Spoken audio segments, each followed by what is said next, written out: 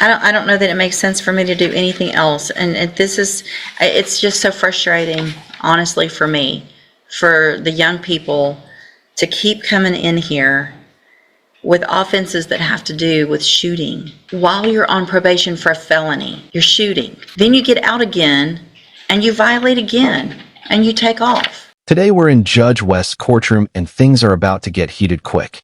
This dude's second chance is basically on life support and the plug's about to get pulled. He's only 23, but he's already stacked at probation violations, deadly conduct charges, and even went on the run for 2 years. Like, bro, you didn't just break probation. You treated it like a vacation. And what's wild is this all started from a burglary charge that could have been behind him by now if he just followed the rules. I mean, judges don't forget when somebody ghosts the system. They just wait for the perfect moment to drop the hammer. Do you guys think he deserves one last shot? Or is this the point where mercy runs out? Let's dive in here and watch. You're Marcus Elam? And Mr. Elam was previously in court, pled true to counts 1 through 7 in a motion to revoke unadjudicated probation on probation for burglary of a habitation. I've received an updated pre-sentence report. Has everyone had an opportunity to review that report? I do. Are there any additions or corrections to the report? No, nothing's been finished, Judge. And it was unagreed. Mr. Lewis, you may proceed. Judge, this is a situation where it's no doubt that Mr. Elam made several mistakes while he was on his probation, not following up on his obligations. After speaking with him, he's been in custody this length of time here. He is definitely, from what he's telling me, willing and wanting to comply with the court's orders, and feels as though he could successfully complete this probation given that opportunity.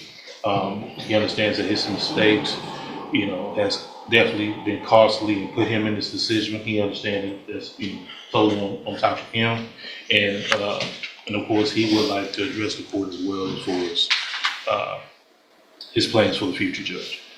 All right, go ahead. Yes, ma'am.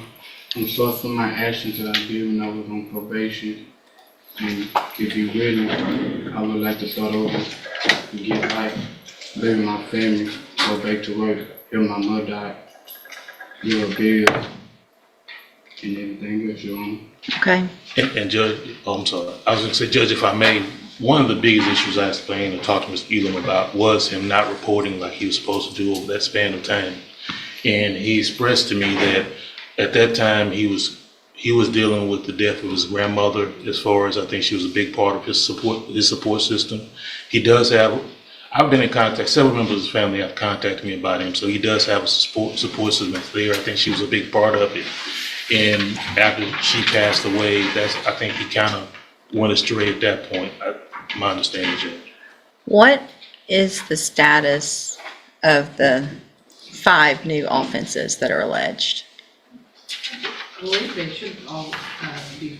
What happened? So what was the deadly conduct from August of 2023? What was the outcome of the, or I guess I'm trying to figure out what happened on all of them.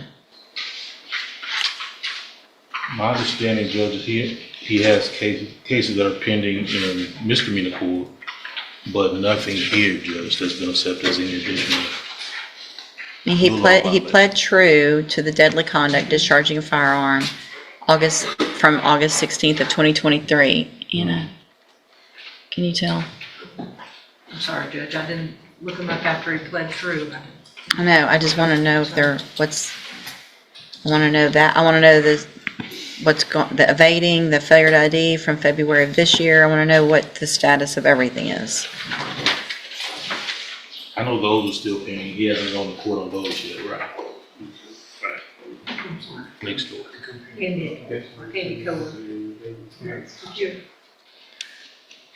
Mainly the August 16th, 2023 offense dates are the 2 deadly conducts. I want to know what the status of those are.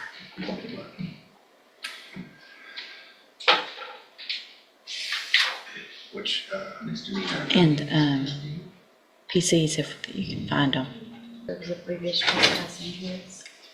There's 2 deadly conducts that should be somewhere, somebody should know something about. from 2023. There was an obstruction in 2023 that was dismissed. Birthday gentleman. I don't have anything on deadly conduct. What's the offense date of that one, the 2023? 3/23. Daily conducts from August of '23 were refused, Your Honor. Do you have any, I guess if they were refused, you don't have any documentation or a PC I might or? be able to see a reason, Your Honor, for the refusal. I'm gonna pull that up right now. Thank you. This guy literally made mistakes while on probation. I mean, how do you even manage that? That's like the system giving you a lifeline and you just throw it away instead. Probation is literally the court saying, "We'll trust you one more time." And he still blew it. The defense tries to spin it. I mean, saying, this guy is just struggling with grief after losing his grandmother and wants a fresh start. But Judge West isn't buying that for a second. You could just see it in her face. Sympathy went out that window the moment she read his record. Grief doesn't make you skip check-ins, dodge probation, or stack new charges. I mean, it is sad. Yeah, but the courtroom isn't therapy. It's accountability. These young guys keep treating probation like it's a reset button when it's really just the final warning light before the engine blows. I mean, I've seen judges get emotional before, but West, I mean, she is all business here. I know she's just thinking, if I let this slide, what message am I sending for the next guy? I mean, I honestly can't blame her at all. And this is why I love watching her so much. But what do you guys think? Did grief ever excuse violating probation? Let's jump back in here. I mean, he pled true to it, so obviously there's that. All right, Ms. Malfino, what's the state's position? Judge, I'm kind of torn on him. Obviously, the concern is the length of time he absconded. I mean, it wasn't just a month or two. They looked for him for almost 2 years, a year and a half at least. And in that interim time period, regardless of them having been filed or refused or whatnot by the intake division, he has pled true to at least the court standard of having committed all of those new offenses while on probation. Although he has no felony convictions, it looks to me like you ordered him to ISF cognitive in 23. Mr. Lewis had made mention that he never went. I don't know if they didn't have a bed for him and eventually he timed out of that, or something happened and the new offenses came up and they wouldn't take him. I think when he had the prior MTRP, I don't know if it was at the new case or a prior MTRP, I'm not sure, but ISF was ordered, but at some point, I guess after he timed out or something because he was released from the jail. Do you have a record of that? He hasn't been. He wasn't able to due to pending legal issues at the time, and he was ordered to complete moral recognition therapy in lieu of, but he never. So it was the new offenses that were holding him up. Correct. It looks like there was a non-prosecution affidavit on that assault based violence, which is why it was He pled true to it, correct. so. I just want to let you know that's Yes, why it wasn't there. perfect, thank you. So there was a motion to revoke back in 2023. And I'm guessing continued on probation in August or sometime, right? Or did we never do anything on that because then it was amended, first amended? That's the one who's ordered ISF. In March of 23, he pled true to that March. assault, family violence, the deadly conduct, obviously before it was refused, and you ordered him to ISF cognitive, plus the MRT program. And subsequently, there was another MTRP. Right. So you get an opportunity to be on probation for a burglary of a habitation. And I'm want to really make sure I've got this right. So you get deferred probation for burglary of a habitation, second degree felony. You get out, you commit 3 new offenses, 2 deadly conducts, discharging a firearm, and an assault family violence on that same date. Regardless of what's come of those cases, you've admitted that something happened on that day, right? Mm-hmm. So you come in front of me on a motion to revoke your probation. I say, okay, let's give you an opportunity to go to ISF.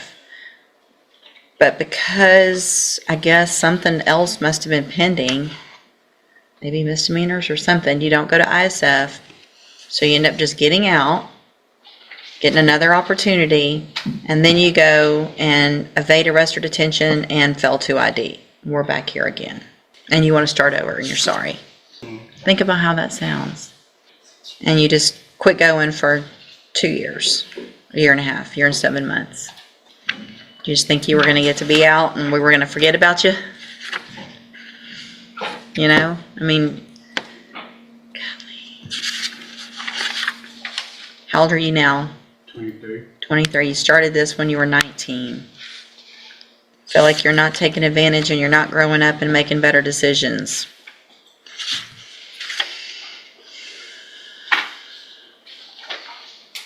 And I think Ms. Faiza has tried to work with him when he would show up to work with her, so, I mean, I don't object to revocation, Judge, and any opportunity that we've given him. I mean, I don't know that it makes sense for me to do anything else. And it's just so frustrating, honestly, for me, for the young people to keep coming in here with offenses that have to do with shooting while you're on probation for a felony. You're shooting. Then you get out again and you violate again and you take off. So I can't give you a fourth shot. That you've had your shots. I'm going to find that you entered your pleas of true to counts 1 through 7 freely and voluntarily. Find those counts true. Find sufficient evidence to find you guilty, and at this time find you guilty of burglary of a habitation. I'm going to sentence you to a term of 6 years in the institutional division of the Texas Department of Corrections. You will receive credit on that sentence for any time that you've been in custody that the law gives you the right to receive. I'm going to hand you the trial court certification that shows this was not an agreement. You need to sign that and you'll get a copy of it. You do have some rights to appeal. You can talk to Mr. Lewis about that. I'm also handing you a written admonishment regarding your ineligibility to possess a firearm or ammunition. Because of the judgment entered against you, you're ineligible under Texas law to possess a firearm or ammunition. Possession of a firearm or ammunition could lead to charges against you. Firearm is a legal term, and you should read the written admonishment I provide you to see what devices qualify as a firearm. If you have questions about the laws that make you ineligible to possess a firearm or ammunition, or about how long that lasts, you can talk to Mr. Lewis. Good luck to you. You can go back with the bailiff. This guy really thought he was going to walk out, and the system would just forget about him. Nah, reality doesn't work like that. He's been tangled in this since he was 19, and after 4 years, he's still running the same playbook that keeps getting him caught. I mean, at some point, it's not about learning lessons, it's about refusing to grow up. I actually felt what Judge West said too. It's just so heartbreaking watching young people walk into her courtroom over and over like they're stuck on repeat. You can tell she's tired of giving second chances of people who don't value them. I mean, the system can only do so much before it just lets consequences do the teaching. 6 years might sound heavy, but honestly, that's way lighter than what he's earned. Maybe this will be the first real pause that forces him to reflect. But let me know in the comments what you guys think. Was Judge West fair, and did she go easy on him? I think she's a great judge, but I know some of you guys really don't like her in the comments. But yeah, guys, thank you so much for watching. Make sure to like and subscribe. That they care.